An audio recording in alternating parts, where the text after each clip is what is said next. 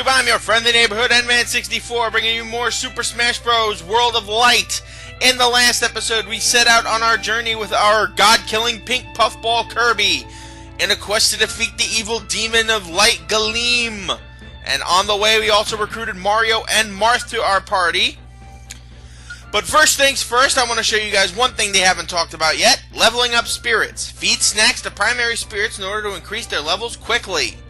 Now you can gain levels through battle, but for the most part, some spirits will be made extra powerful because of extra added abilities that you can get once you hit them up at level 99 and they can upgrade. But for the most part, what you want to focus on is leveling up the spirits that you have to basically, just make them more usable.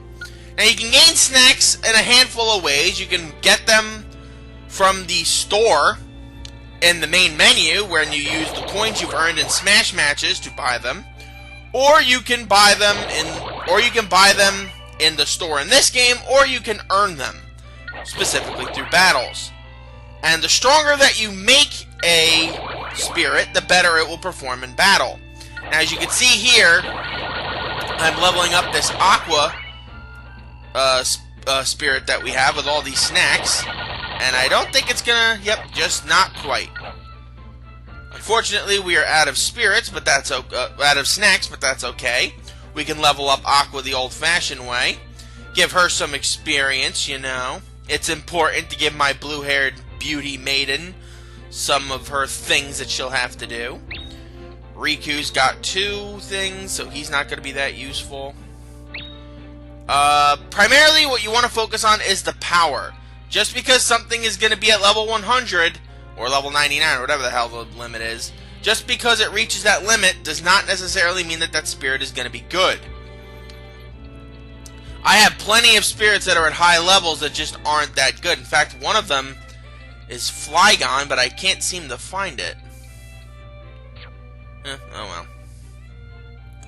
For the time being, we're going to focus on seeing how far we can advance into this game. I've switched back to Kirby, primarily because I want to give Kirby some more love. And as you can see here, one of the gimmicks of this battle is a lava floor. You remember when we fought to get that Ifrit one? The Ifrit spirit in the Final Fantasy VII one? Well, now we kinda, need it. We kinda need to use that, so at the very least, we will resist the lava. That doesn't mean that we're going to be immune from it, it just means we're going to resist it. Which means instead of it doing as much damage as it was, I believe it does about 50% less. So instead of taking, I think it's like 10% damage every hit. Now it'll only do, I think, 5. But since we're on Green Hill Zone and in a battlefield map, this doesn't really seem like it's going to be a problem. Now this will get us the Blaze spirit. Blaze from Sonic the Hedgehog, or the Sonic franchise. I don't think Blaze was in Sonic the Hedgehog. And to be honest, I don't particularly care. I'm not a big Sonic person. Mouthful of curry, so you start off with curry, so that's not bad. But, yeah, I don't even know where half of the Sonic people came from. I know Sonic, Tails, Knuckles, Amy, Robotnik, and I think that's pretty much it. Whatever. You can do auto-pick to let them decide for you what spirits are best, but for the most part, they don't really pick the best ones. Like, I had one that gave me lipstick once. When I was doing a test run of this a few months ago before they announced the new DLCs. Hey, a new character. Rabbit Kong, oh dear. Master Belch or Rabbit Kong, those are my options. Or I can go Kammy Koopa and see what else I can get from other things. Yeah, let's go Kammy Koopa, why not? Red gives her an advantage, so let's not.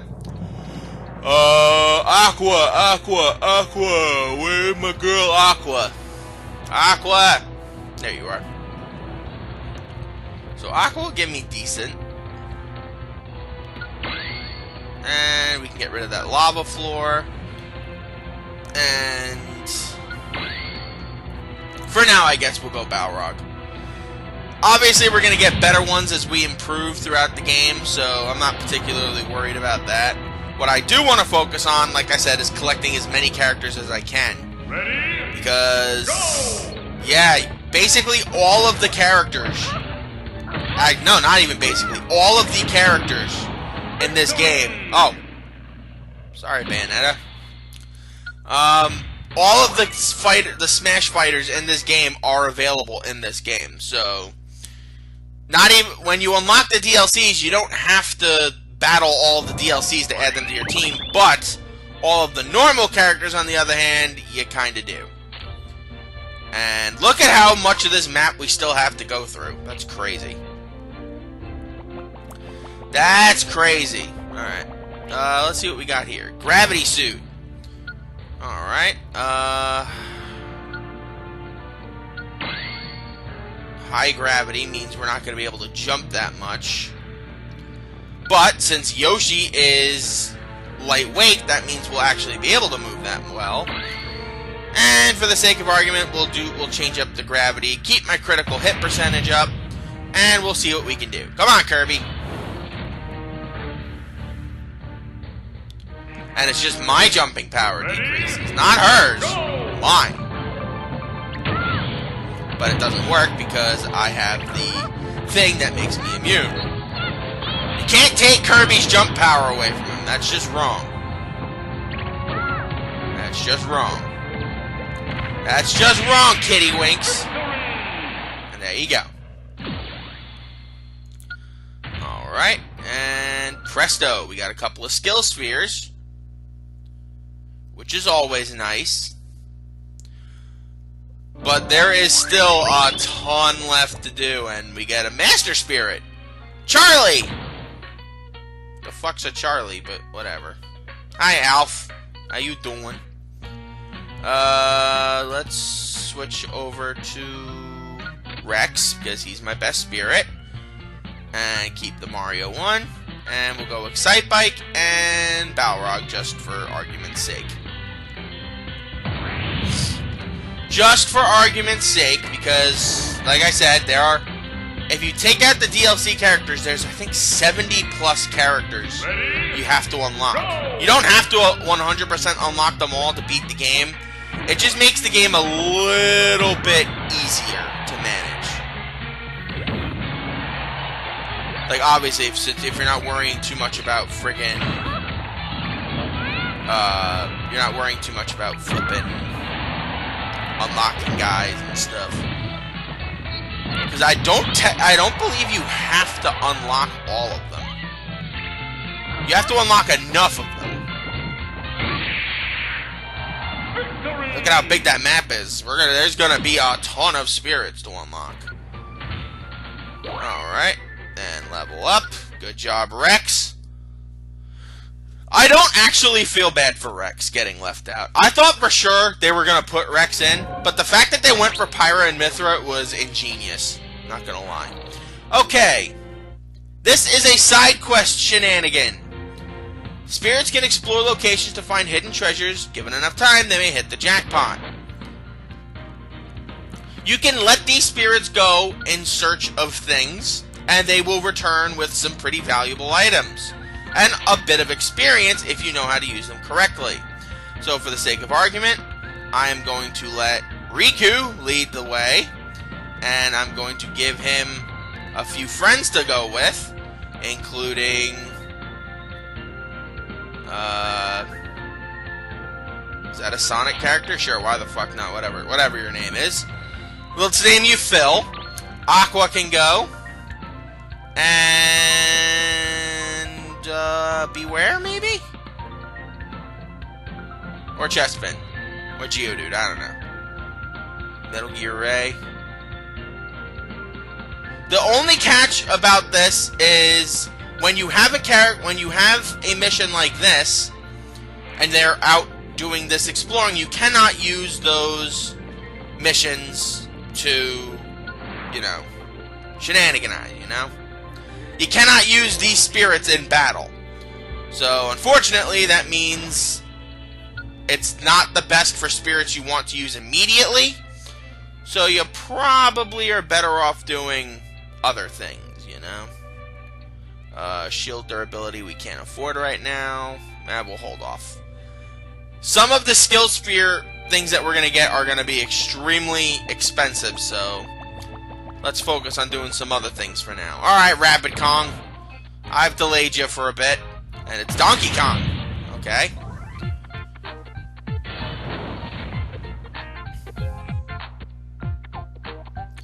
Alright. Come on, Rapid Kong.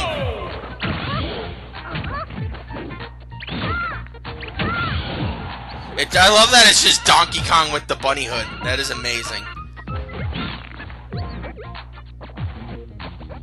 Alright, and I want to use his own punch against him? Not really.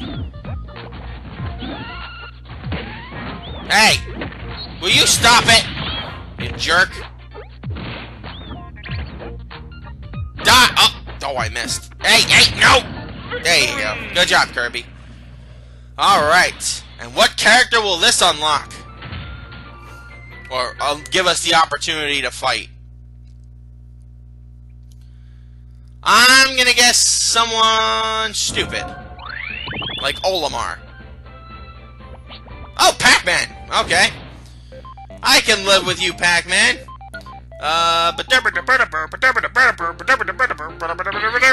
Sigma, once again, I can make very childish jokes at the expense of Sigma, but I am not going to because I am not a child.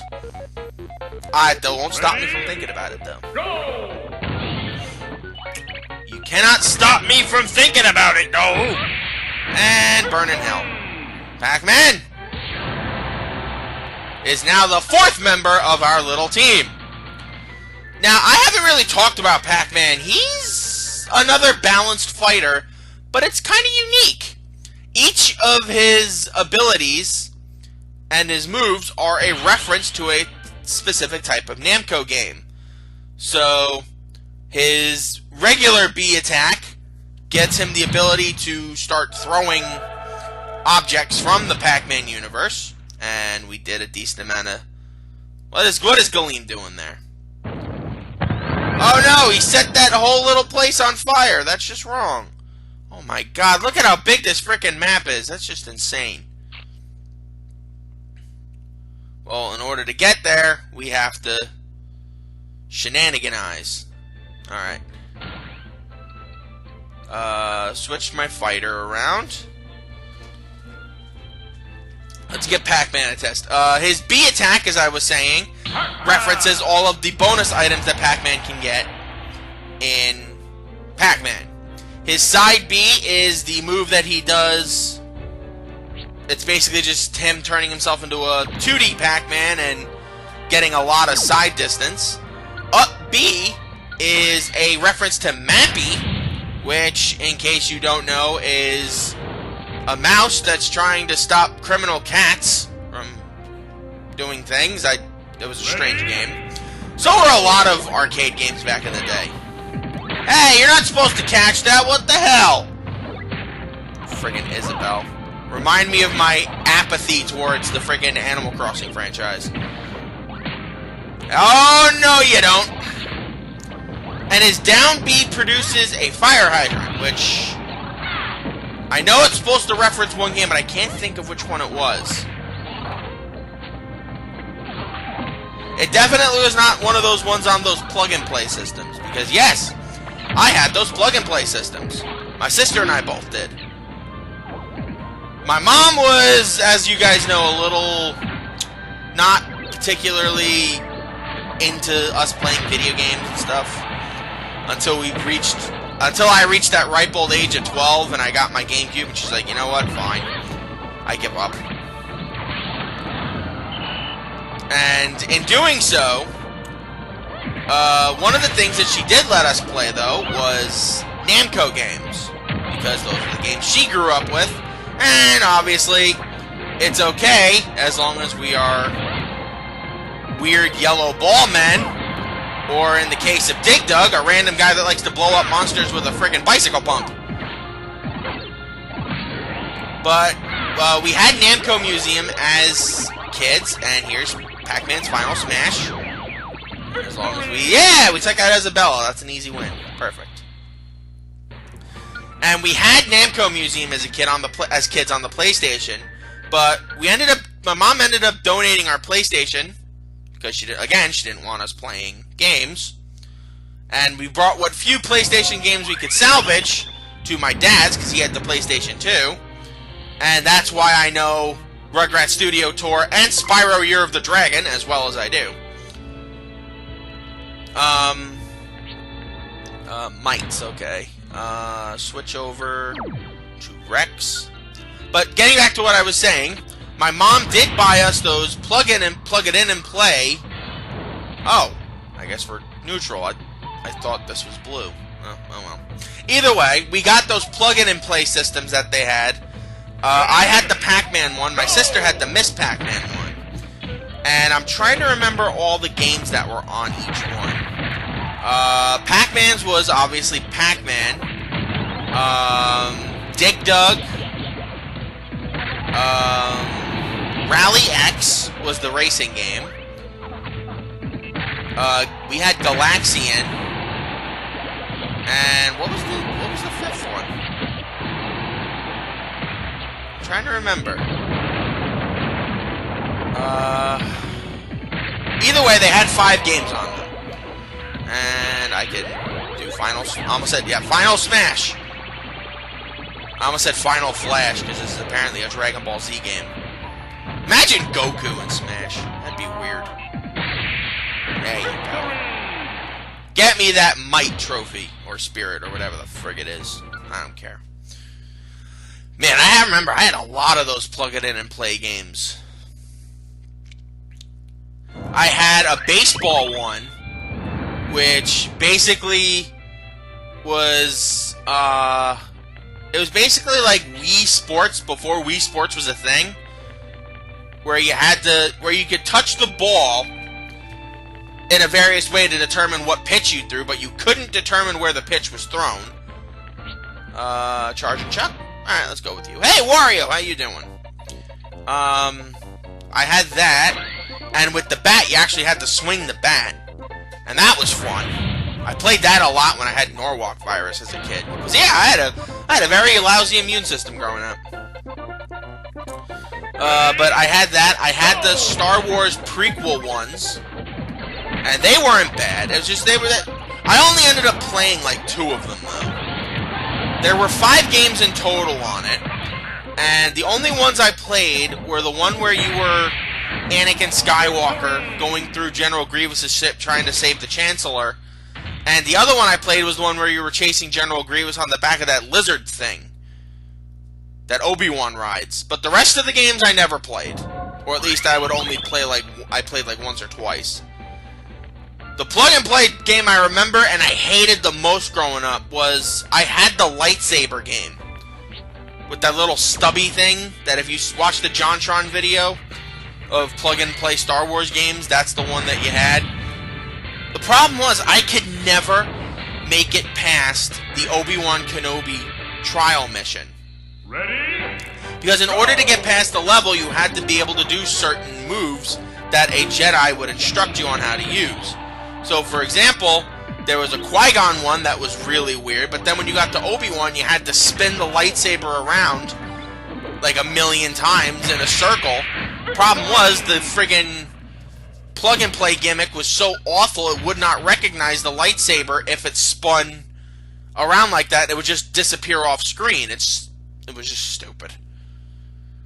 But there are friggin' tons, and I mean tons, of those plug-and-play games from when I was a kid. Blocked paths. In order to continue on certain paths, you may need help from a spirit well-suited to blah blah blah. Since I've already played part of the game, I can access these automatically. Fish? Or I can do Snake Man. Snake Man! Snake Man!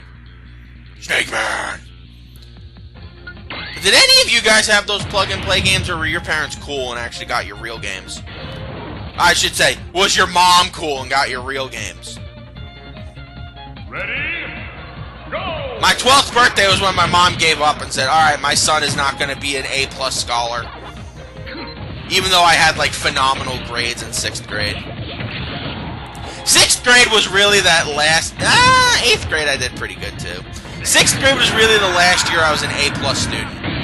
And it all went downhill. Because I got a bunch of jerkhead teachers in 7th grade that I didn't like. 8th grade I had the best teachers I've ever had, so I obviously tried hard in that. And then once high school came, it hit me like a brick wall. And my brain turned into mushy paste. So, yeah. Alright, dust clear. Where can we go now? I want to unlock a new fighter. Lilina, what's this way? Oh, hello. Professor Chops! Is he gonna be turned into pork chops? I don't know. Oh well. Alright, let's see what we got here. Fish! Can I get this fighter right here, or do I have to wait for that? I think I have to wait for that. Alright. Fish! I want the fish! The fish! Kill the fish! And the fish turns into a bird. A big fat penguin bird. Go! Come here, Dee-Dee-Dee. Oh, there is a ground, okay. Burn in hell, Dee-Dee-Dee. Hey! Who said you could go out on the other side? Victory! How the hell are you supposed to beat the guy? You make him drown? He's a fish! Fishes don't drown! And if they do drown, then, well, you're in a SpongeBob SquarePants cartoon! Whatever. Whatever. Alright, I think that's enough for now. I've rambled and wasted enough of your time. Thank you guys for joining me. I'm your friendly neighborhood Endman64. Join me next time where we head up into that weird-ass portal thing. Sayonara!